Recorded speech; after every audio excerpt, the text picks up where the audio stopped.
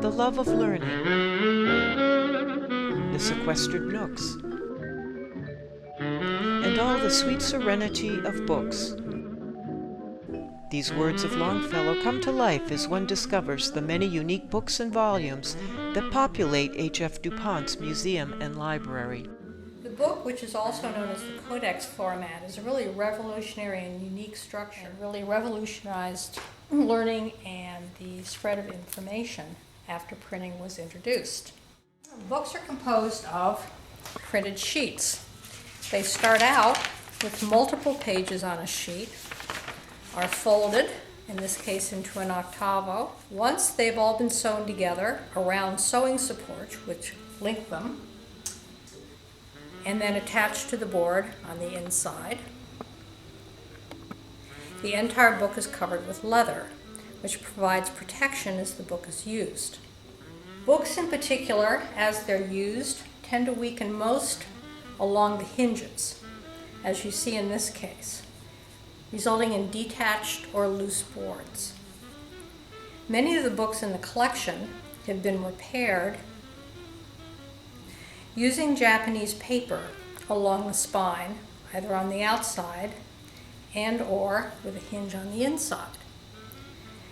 This kind of repair is adequate for use in the museum for display purposes, but for a research environment like the library, we might do a repair that was more robust. So it's important to remember that these books may be somewhat compromised. Therefore, books should be handled either with very clean, dry hands or with nitrile gloves, though hands give you much better. Clean hands are the recommendation, unless there's photographic media on the pages.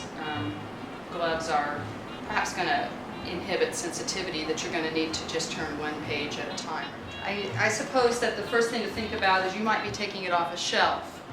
Never pull on the head cap of a book because it's possible to peel the spine straight off the book if it's old and damaged. You should always gently push the neighbors of the book away to where you can grab the book by the book boards and then gently Here, you can see that this book has been grabbed many times by the head cap and is broken to pieces up there. No need to add to its distress. So, whenever a book is removed from the shelf, the bookend should be tightened so that all the books are firmly supported. Books should never be left to sprawl across the shelf because that angled orientation further stresses what may be a weak binding structure. It's important never to force a book to open further than it can comfortably accommodate. And you can feel this as you're opening a book. if you have an older book, it's not perhaps going to open the way you think.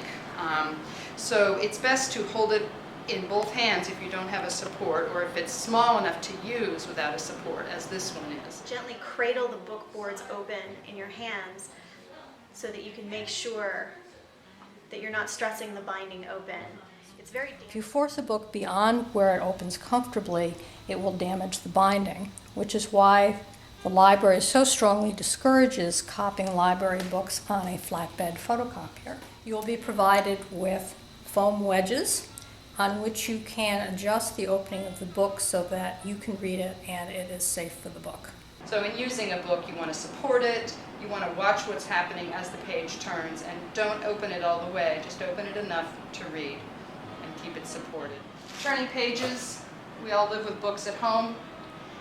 You may think that's an easy thing to do, but there's certain rules about it. It's almost instinctual to lick your fingers to get a good grip on the corner. That is not recommended. Books in the collection should be opened only to see the accession number. On the book plate, inside the front cover, or occasionally on the flyleaf. Any additional examination of the book should take place in a more controlled environment. When a book is on top of another, pick it up, gently grasping the edge directly without dragging it across the book below to prevent abrasion. When a book is resting flat, avoid digging your fingers under the foredge to grasp it. Run fingers gently along the foredge to find a spot that is slightly away from the table surface.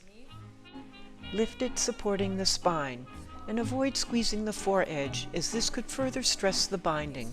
The problems of a large book are sort of compounded because of the weight that's involved. And this isn't a book you're likely to encounter every day. And this is where it becomes imperative to use some kind of cradle to open the book. Folios in large books are usually stored flat, so the weight of the text block does not stress the sewn binding structure. In the collection, large books are often displayed upright with a text block support such as this. Make sure these supports always move with the book. Some books, most likely of the Germanic tradition, will have clasps extending from the foredge, head, or tail, or metal corner bosses as seen here. Avoid opening or closing the clasps, and always lift these books straight up so not to damage the surface below. Where little tiny books tend to fall apart in different ways. To stay open, people sort of crank on them, and that leads to other kinds of stresses as well. See the beautiful gold tooling. No expense was spared for this little volume published in Venice in 1768.